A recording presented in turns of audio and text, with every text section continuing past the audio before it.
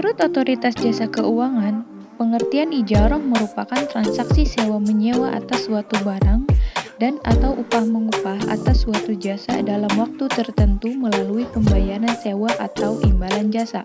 Sedangkan pada KBBI, pengertian ijarah merupakan perjanjian atau kontrak dalam hal sewa-menyewa atau upah-mengupah.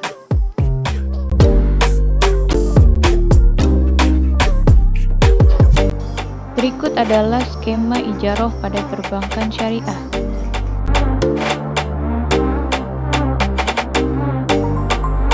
Contoh transaksi ijarah dalam perbankan syariah. Salah satu contoh transaksi ijarah bisa dilihat dalam pinjaman multiguna. Contohnya, seseorang meminjamkan sepeda motornya ke bank untuk mendapatkan pinjaman. Hak guna sepeda motor tersebut berpindah ke bank namun tidak atas kepemilikannya. Setelah nasabah melunaskan pinjamannya, maka hak guna sepeda motor tersebut kembali ke nasabah.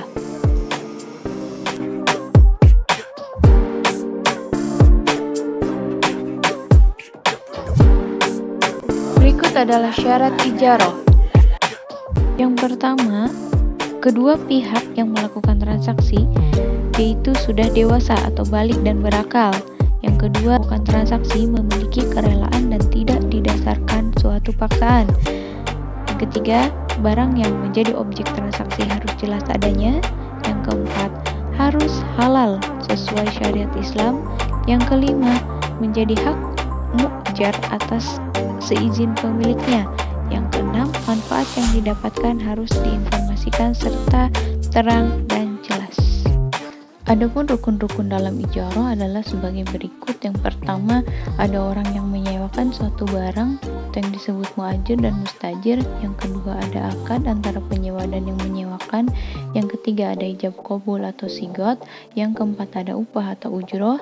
Dan yang kelima, ada manfaat baik antara pihak yang menyewakan dan pihak penyewa.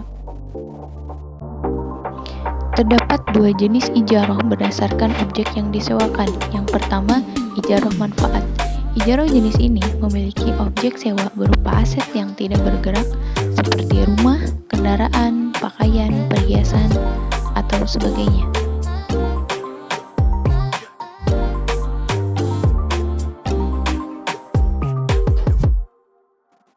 Selanjutnya ada ijarah pekerjaan. Ijarah atas pekerjaan mengarah kepada objek sewa yang berbentuk pekerjaan atau jasa, yakni seperti menjahit baju, memperbaiki barang, membangun bangunan, mengantar paket, dan lain-lain. Selanjutnya ada ijarah muntahiyah bitamlik.